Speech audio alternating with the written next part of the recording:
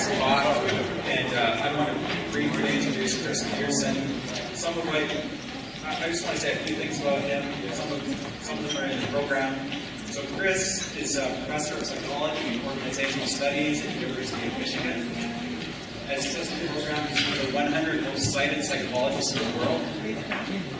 He's a consulting editor at 3 journals: the Journal of Positive Psychology, Perspectives on Psychological Science, and the Journal of Personality and Social Psychology. He has a great textbook on positive psychology called Primary Positive Psychology. And so all of that is sort of features of the record that you can find out by reading about the things he's done. Really, one of the most important things to know about Chris, though, is he's really contributed to bringing balance to positive psychology. So positive psychology often studies the good life in some sense. There have been lots of studies of happiness, which is a good thing to study. But as Paul has helped to point out this weekend, that's not everything, and that misses out on a lot. And that's not always relevant to people in tragedy and difficult situations. Chris has drawn attention to the importance of studying virtues and character strengths. He's helped to develop a taxonomy for organizing virtues and character strengths. And he and Nancy Park have developed questionnaires to assess virtues and character strengths.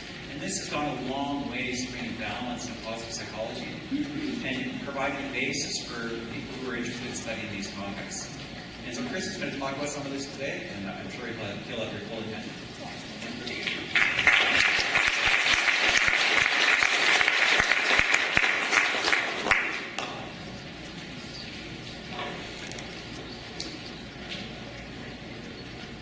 After lunch, I needed a battery.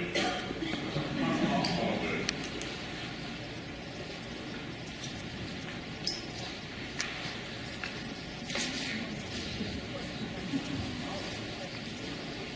Is this, you hear me? Am I energized?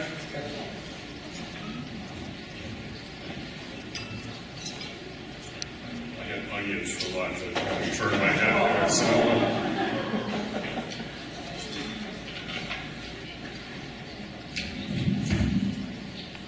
I realize we're in our own, I don't mean that. I realize we're in our own time zone here, but I'd like to finish around 3 o'clock. That's my goal. Would that be the first thing to finish on time? Here in our own zone, I think? That'd be good. I've met a number of you, but not everyone. I just want to get a better feel about who's here, and in particular, who's a Canadian person here? It's a large number of you. I'm not trying to curry favor. I actually, I love Canada. I've given more talks in Canada than in the United States. And the Canadians are just too polite to say they don't like what I have to say.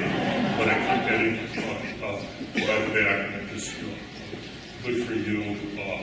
You're not only good neighbors to the U.S., you're better neighbors than we are. So thank you for being you, and thank you for having me here. And I've known about this association for a while. This is the first meeting I've attended. I can't see where it is. Paul, thank you so much for inviting me, making all of this happen. This is an undertaking. Thank you very much. Is it your birthday? Is it today? Yeah. Maybe, I'll try to leave 30 seconds at the end, and we can really embarrass them even further by singing, particularly if I sing. Anyway, I think this is, oops, nothing happened. Oh, that's because I'm going to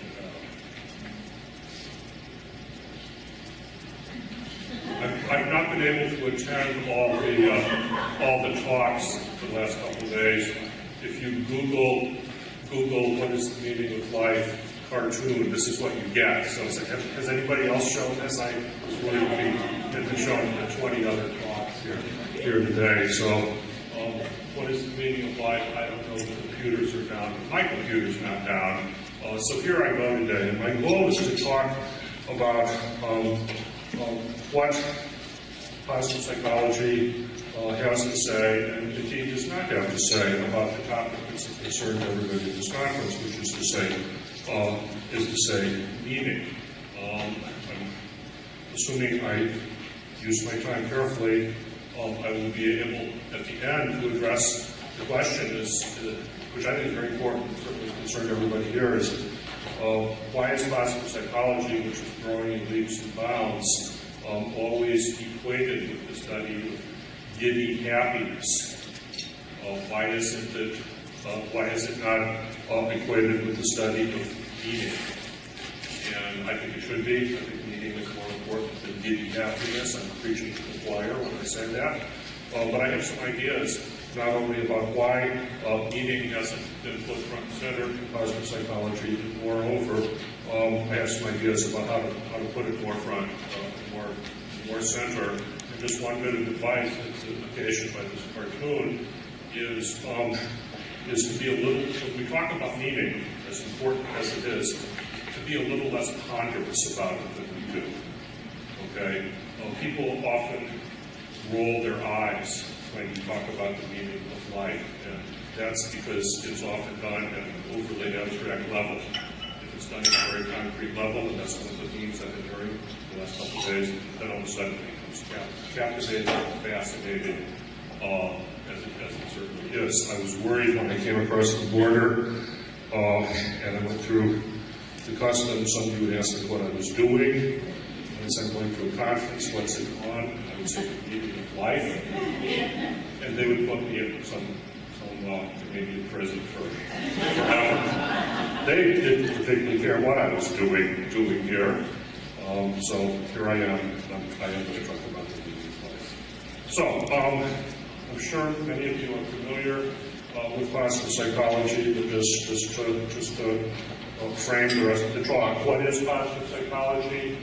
Scientific study of what makes life worth living. The science there is highlighted because we've got to pay attention to the data.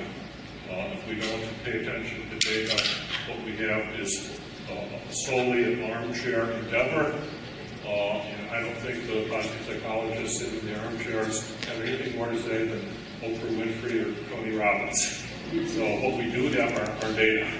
And it behooves us to pay attention to the data. There are certain truisms that underlie positive psychology. Again, it's familiar to almost all of you, and just I'll be brief. What is good about life is as genuine as what is bad. What is good about life deserves equal attention from psychologists. I always find it strange. Paul Wong says this, and when I was introduced today, I was balanced. I'm only balanced and embarrassed, I guess, because I don't think myself as a whole balanced person. However, I do think it's important to recognize that life is a mixture of good things and bad things, and we ought to study all of these things. And indeed, the real value of positive psychology to me is by complementing and extending the problem-focused psychology that has long existed, not in replacing it. Oh my God, I've been a psychologist for 30-some years, a social psychologist studying social problems, and a clinical psychologist studying depression. I think what I've done for the last 30 years is kind of worthy. I think what I've done for the last 10 years is also worthy, and they go together, I think, very, very nicely.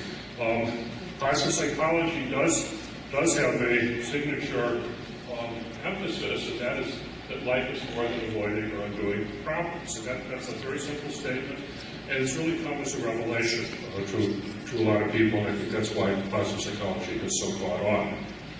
Maybe one of the reasons I'm accused of being balanced, I'm actually proud of something said that about me, is because I'm a bit of an amateur historian, and I actually know that people talked about positive psychology long in the past. Just for starters, in the charter of the World Health Organization, the UN, in 1946, you can read a statement that health is a state of complete physical, mental, and social well-being, and not merely the absence of disease. Gee, that kind of sounds like positive psychology, positive health, doesn't it? I wasn't even alive in 1946. the sentiment was, the idea was. Did I get the right picture off Google? There are other important contributors to the perspective that we now call positive psychology. Somebody asked me yesterday, how much of Viktor Frankl did you and Seligman rely on in creating positive psychology? And my answer, I think, was an honest answer. Nothing explicitly and a hell of a lot implicitly. Because after all, Frankl created the world in which we worked. It was the same reaction I had when I was working on the Character, Strengths, and Virtues project. I studied engineering in college. I didn't take philosophy. I lied this morning on the panel. I never took philosophy, of course. I took fluids and dynamics and mechanical drawing and all this stuff. It wasn't until I was in my 50s that I never read anything like Aristotle. I read the Nicomachean Ethics. And every couple pages I write, oh my God, oh my God, oh my God, I know this. And it wasn't because I was accusing myself of being brilliant. It's not like Aristotle and I had the same thoughts. It's that Aristotle created the intellectual world in which I was educated. So even though I never studied Aristotle, what he said about virtue influenced me. And I think the same can be made about Viktor Frankl. As a theorist, as a practitioner, he has shaped psychology. Maybe the ultimate compliment to a thinker is that you don't even find psycho. You don't even know they're supposed to. How many of you are academics? You know how academics are obsessed with citation counts, H ratios, and all that stuff? It should bother all of us who are obsessed with citation counts and H's. These are quantitative measures that you're supposed to impact. In the most mediocre psychology department in the world, the typical faculty member has a bigger impact on these measures than Einstein or Darwin put together.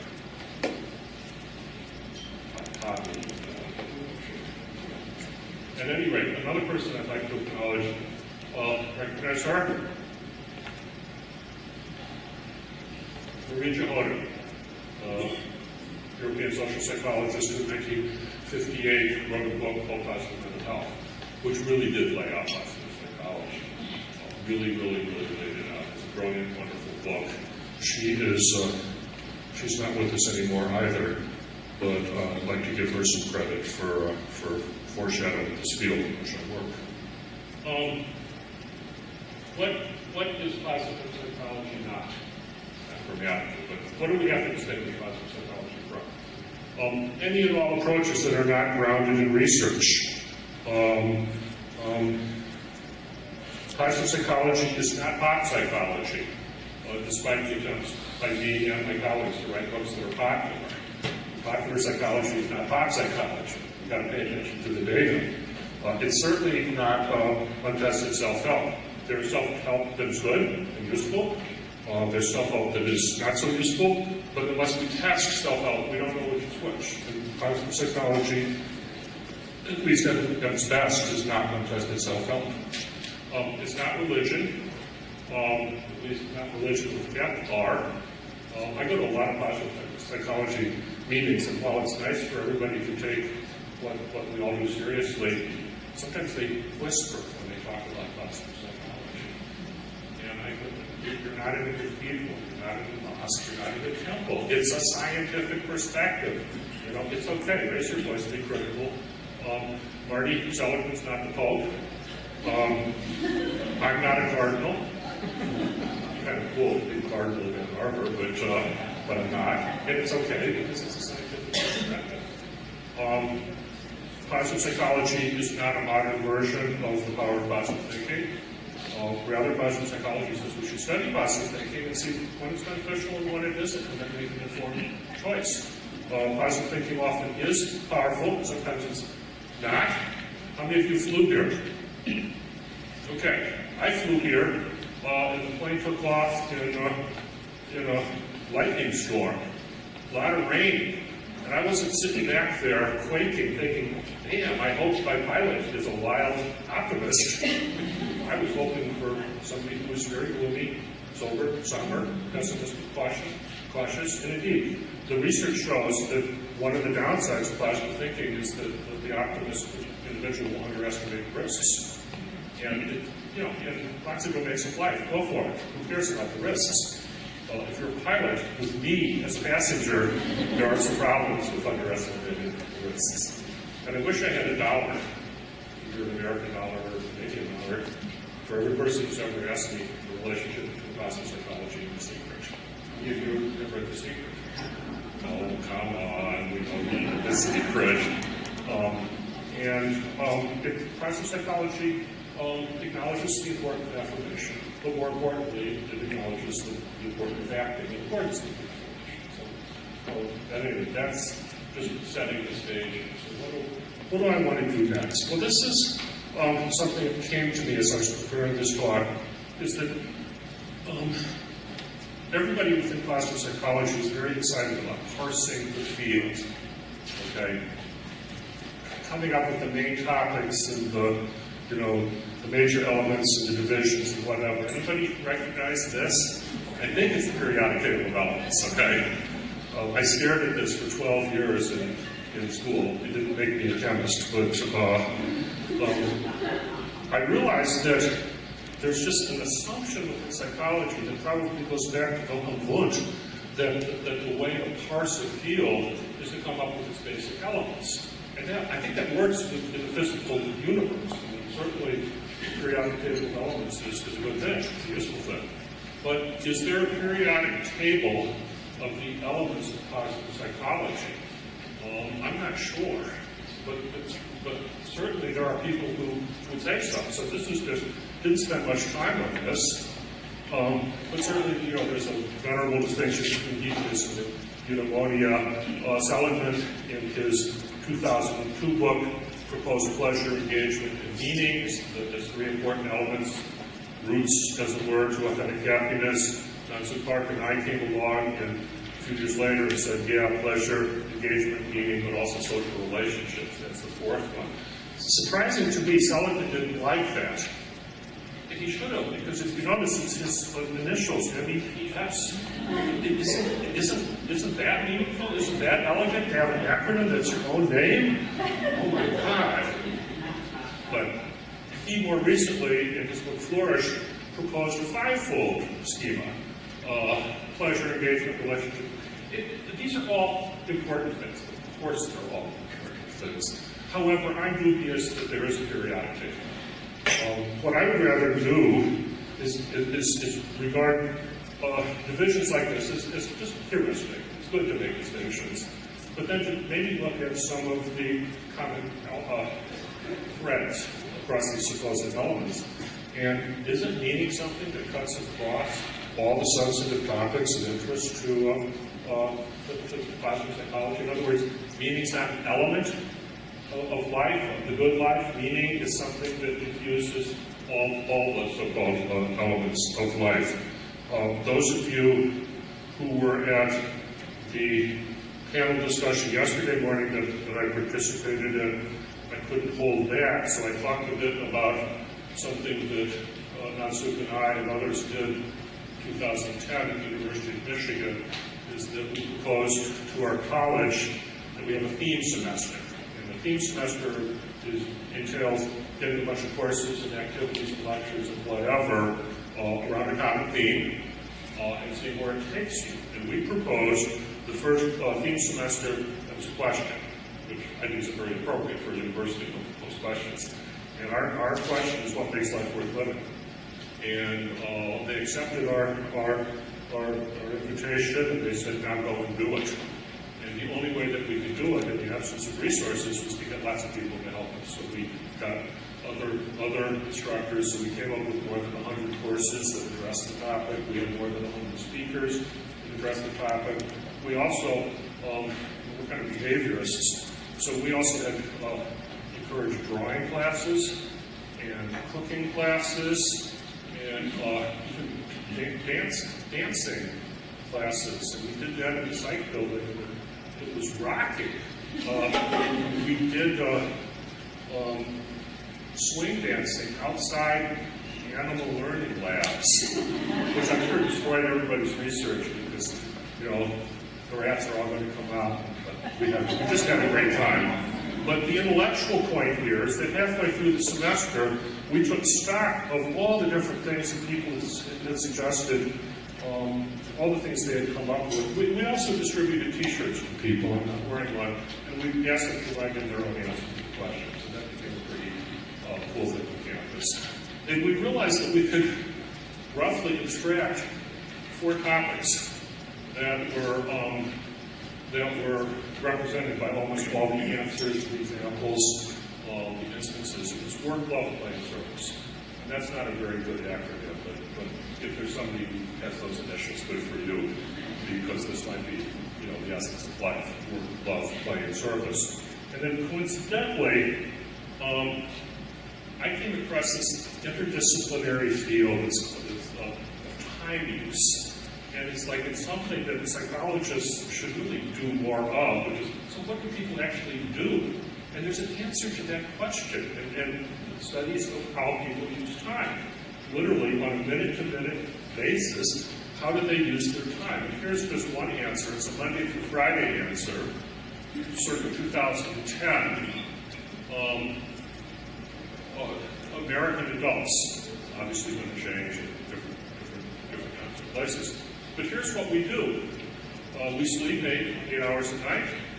We spend almost 5 hours a day leisure, sports, socializing, 4.5 hours a day working. Now don't start thinking this has something to do with American slackers not putting in work.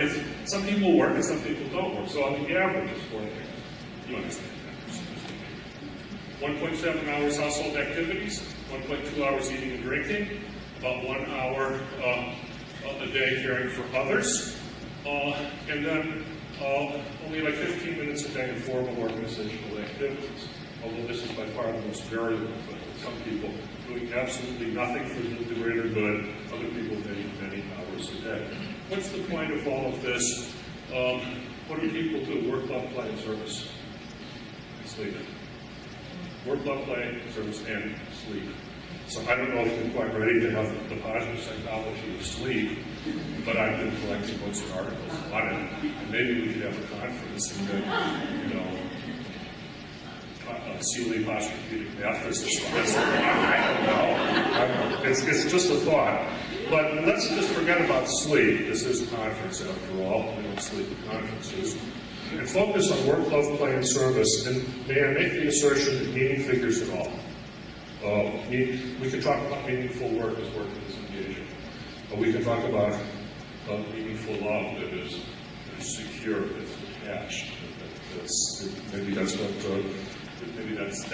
most mature love. Was it the word about standing in love or falling in love? That's meaningful love. What about meaningful play? Is there such a thing as meaningful play? Hell yes. Have you been watching the Olympics? Have you gotten chills up and down your spine?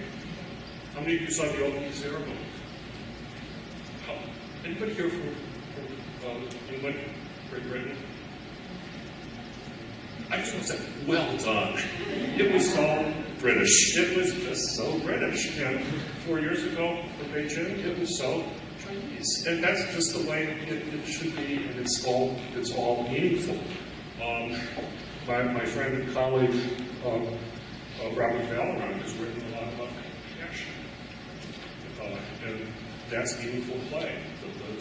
And I actually like to remember the original meaning of the word passion, is that for which you would suffer. And we will suffer for our play in ways we may not suffer for our work. I'm a University of Michigan football fan. Trust me, we have passion for the Wolverines. And certainly service is meaningful, or can be meaningful. Then I think we can talk about gender identity, etc. Okay, at any rate, let me move more explicitly to meaning. Have you seen this one? I love Google. The meaning of life is quite simply the most important. How's your vision? I can do that.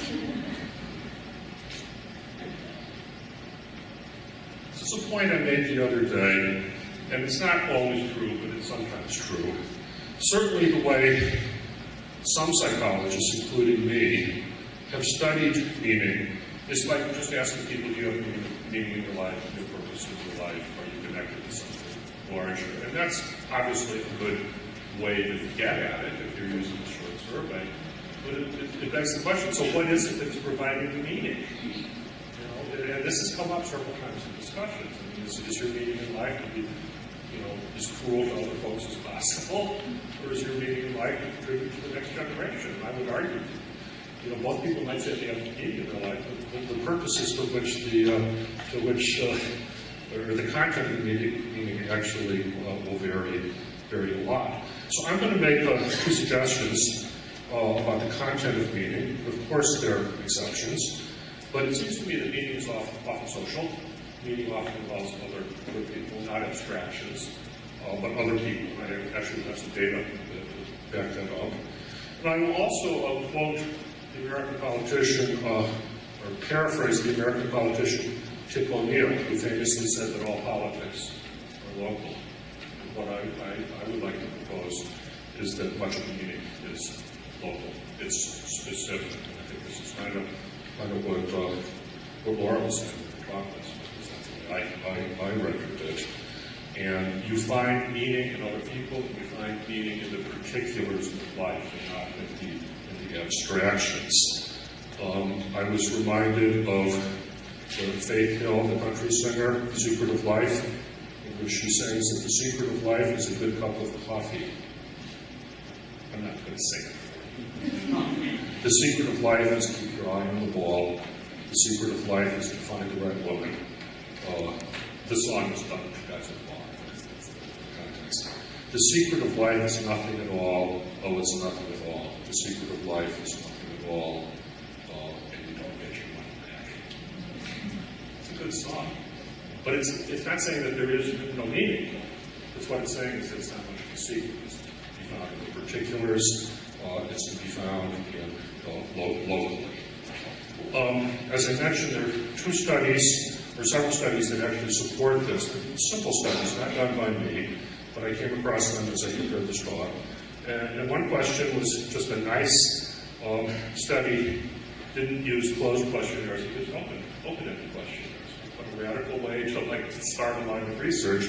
And the question that they posed to people in this research, the author was Dominique, D-E-B-A-T-S, Bots, I don't know how you say that, and colleagues. And what they asked people was just to write in response to the question, when did you feel that your life had meaning? And they had other questions. When did you feel that your life had no meaning? So it's this, kind of approach people the type of meaning in people's own words. And my rendering of the results is that life was everything that people wrote about when they wrote about meaningful times in their life. They were always social, always social.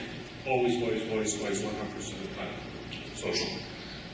Another study by this name I can't pronounce, Andrea Dixon, done in 2007, asked the question, and this did use closed questionnaires, but I think it speaks to my point I'm trying to make.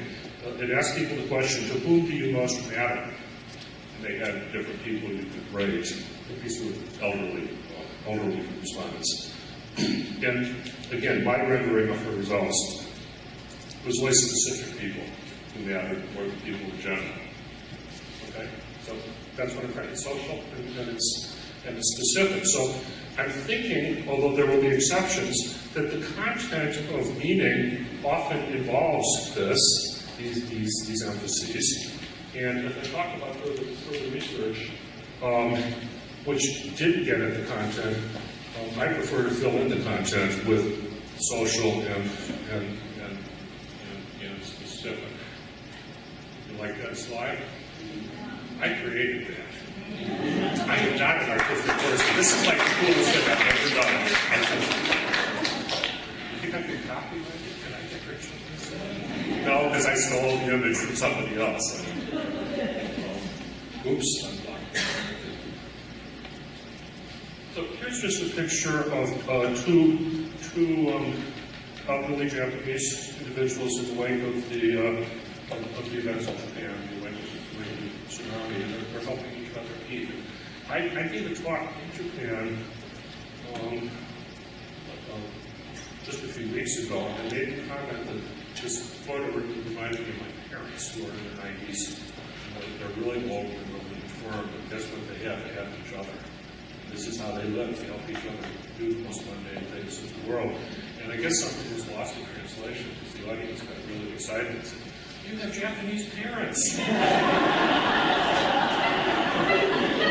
I said, "Yes, I was adopted. You know, interracial adoption is controversial, but it's worked out very well."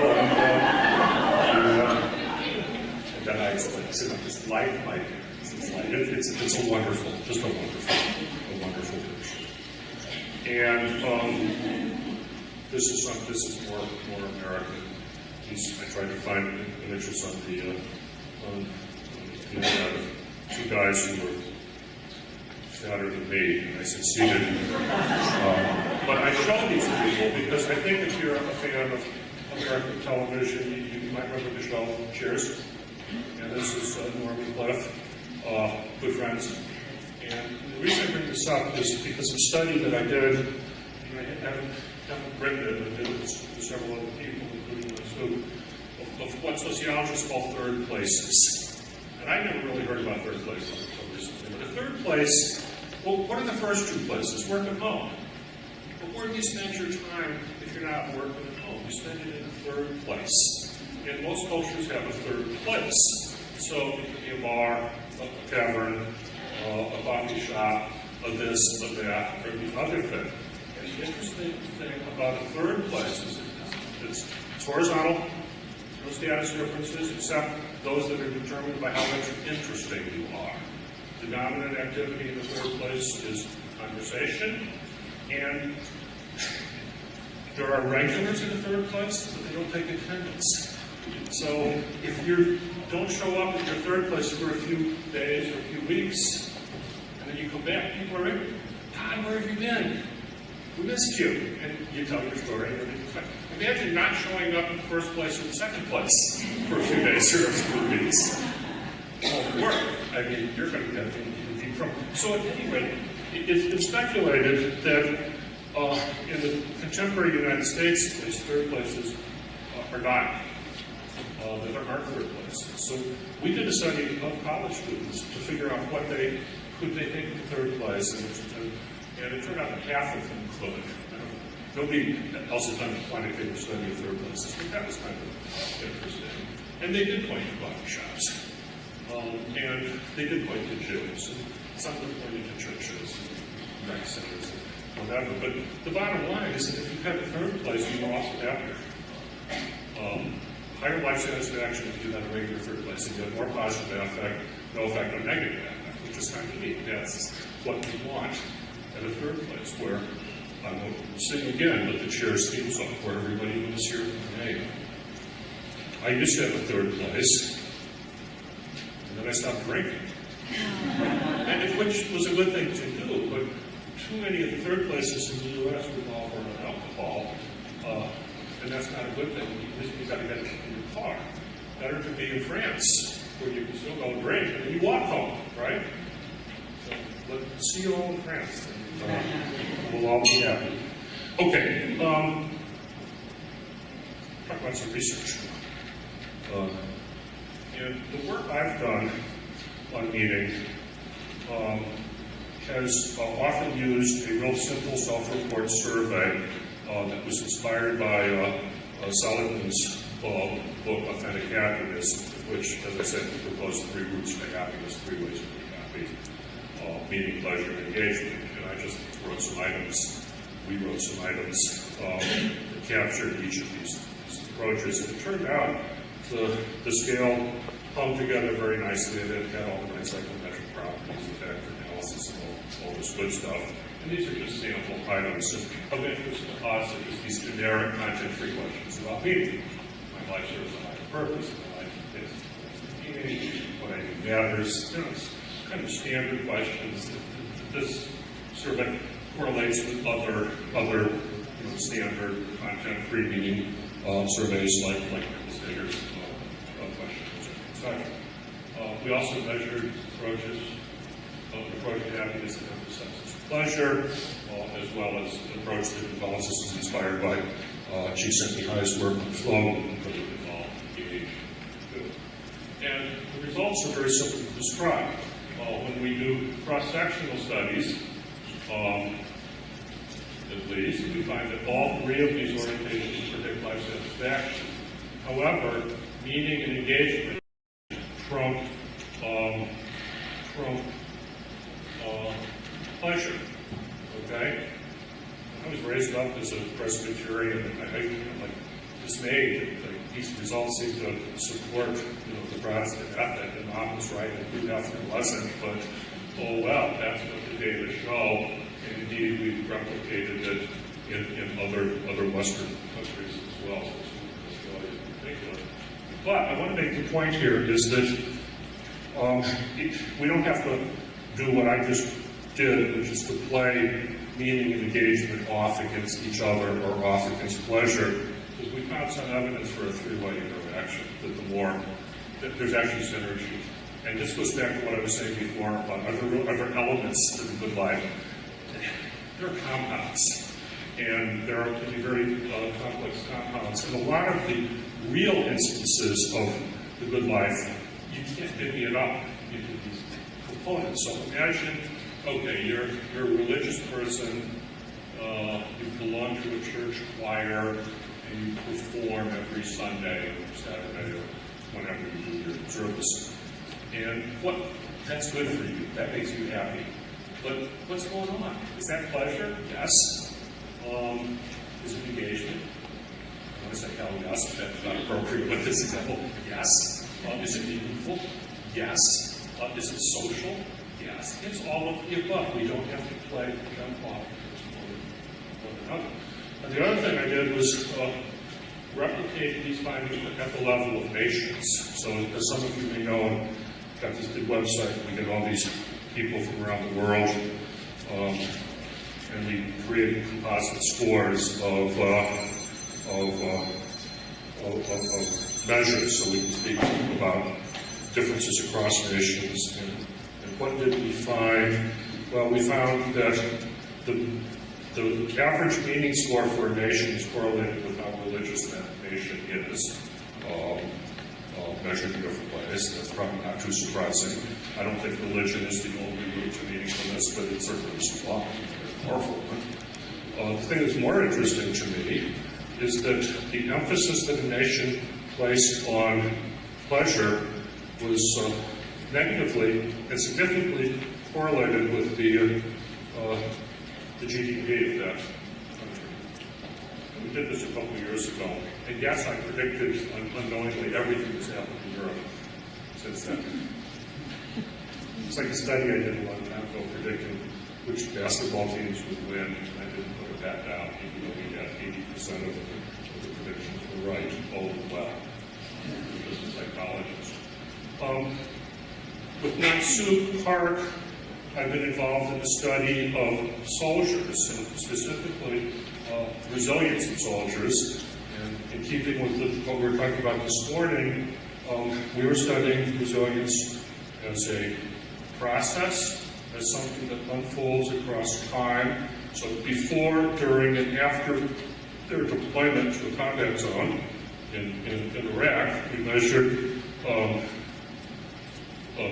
PTSD, post-traumatic growth, life satisfaction, a whole gamut of things. But again, in keeping with what I said this morning, we were studying resilience, but resilience with respect to what? And the answer was with respect to psychological symptoms and well-being. And although we're still looking at the data, we've got enough data to be able to conclude that, one, the biggest determinant of who's resilient, in other words, who bounces back eventually, maybe bounce is not the right word, who returns to where they were eventually, is how they were doing in the first place. Past behavior predicts future behavior. But moreover, we find that there are a number of other characteristics assessed at time 1 that predicts where they're at time 3. Time 3 is a couple years later. And that includes the usual suspects of psychological characteristics like optimism. But also a sense of meaning and purpose in what you're doing. My job in the military matters, so that's meaning and significance. That's the thing. So one of the questions that Paul posed to this panel today does meaning have anything to do with resilience? And the answer is yes. There's a lot to do with resilience. So too do your relationships with your comrades. So too is your relationship with your family. And so too is your perception of your leaders. Okay, so resilience is complexly predicted, but one of the predictors, again, is meaning. What else have you done? Because most of you know, I've been involved in a project that studied strengths of character. We tried to enumerate important strengths of character. We tried to come up with ways of measuring them. Never made the claim that this was an exhaustive list.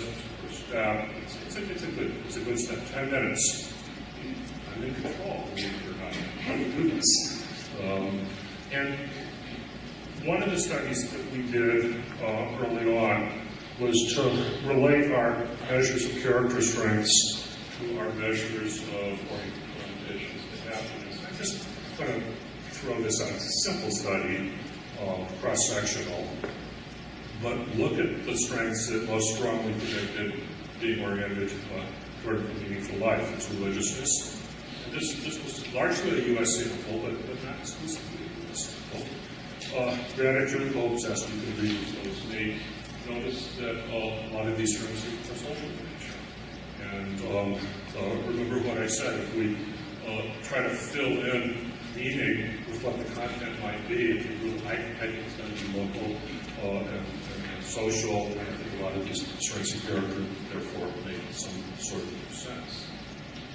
What else do I want to mention, just in passing? Been involved in some research that looks at sense of meaning and purpose and its relationship to physical health.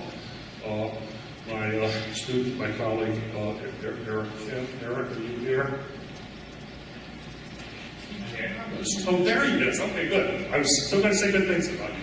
Eric has really spearheaded this, and he's done some really nice work on this, using the longitudinal data, measuring meaning and purpose at one point in time, and then controlling the heck out of all the usual risk factor suspects and seeing how cardiovascular health is predicted at one point in time. Yes, meaning and purpose matter. I don't know if there are any, well, I did meet some, well, of course there are Japanese people here. Don't correct me when I misdefine ikigai. Let me just define ikigai in English as a sense of meaning and purpose. And if you ask Japanese, these nice studies have been done. If you ask people in Japan, do you have ikigai in your life? Which for America is a fun thing to say. Do you have ikigai, yes or no? 10 years later, those people who can say yes to it are more likely to be alive. Again, controlling for all the usual suspects. Now, there was a study that was published just weeks ago, not by me, unfortunately, but it's a really nice study by Carla Peterson and colleagues.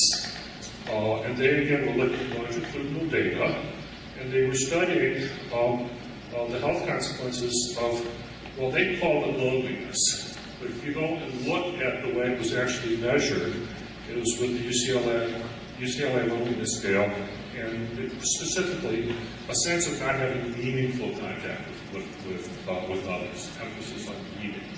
And they again controlled for everything, and they found that at one point in time, if you scored in the lower group on having the sense of meaning, and then versus the upper group, 6 years later, the death rate was, what was it, 23% versus 14%. It was a 9% difference. That's big.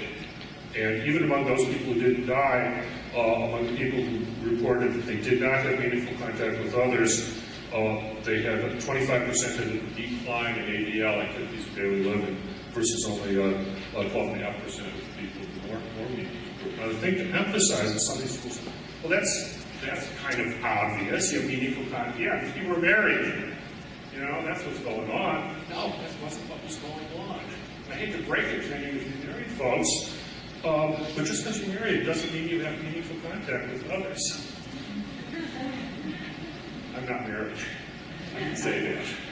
But they did control for that. So the important thing is not what the document says, it's what's really going on in the relationship. And yes, you can have meaningful contact with your spouse. You heard it here, you can write that down. Okay. What else do I want to say? Oh yeah, this is my conclusion. So about 5 minutes, I can work. I started out by saying I wanted to address the question of why positive psychology is so often seen, not only by the general public, but by academics, as a study of happiness and not a study of meaning. How come nobody, absolutely nobody, can do a layout on a popular story on positive psychology without putting a smiley face on the cover? That's something I've written about and lamented, and I've just been told that one of my books is being translated with a smiley face on the cover. And it's like, thank God I have a sense of humor about that, okay? Please read the book to know why I'm going to kill myself after this appears. But why isn't the study of meaning more central to positive psychology than it should be? If positive psychology is the study of what makes life worth living, isn't that the study of meaning? Doesn't it have to be the study of meaning? Well, here are my answers as an amateur historian. Much of positive psychology began in the U.S., and that means it's intellectually grounded in hedonism and utilitarianism, none of which is bad, but that's just one intellectual route that maybe leads us to happiness, which is just the psychological equivalent of what expected utility. It's a very economic approach to things. It's also, I think, in the United States, we're really excited about quick fixes. You get it for me tomorrow. You get it wholesale. How quickly can we do it? And I'm all in favor of quick fixes. It's just sometimes they don't work well. Sometimes it's just really stupid. If I found this picture, which is great, there's certain things you can fix with the Band-Aid. The broken egg is not one of them, but it's quick.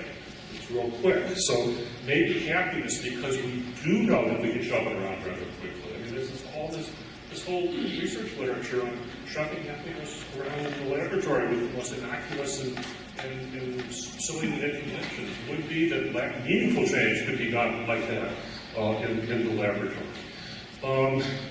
I also think that psychologists in general, certainly in the United States, have been ambivalent about religion. U.S. psychologists have most about as much people who've ever lived. And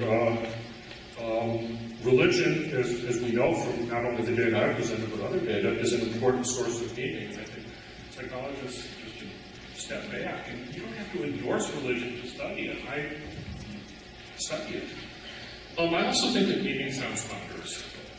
No offense, it just sounds ponderous. And I'm wondering if we shouldn't come up with just a better way of naming it. How about mattering? How about making a difference? How about what was some understanding? I mean, I've heard a lot of synonyms the last couple of days. And we can use meaning as code word among ourselves among the initiated. But when we talk to the general public, let's just not be ponderous. Let's not even say anything to make somebody roll their eyes. Or we can use the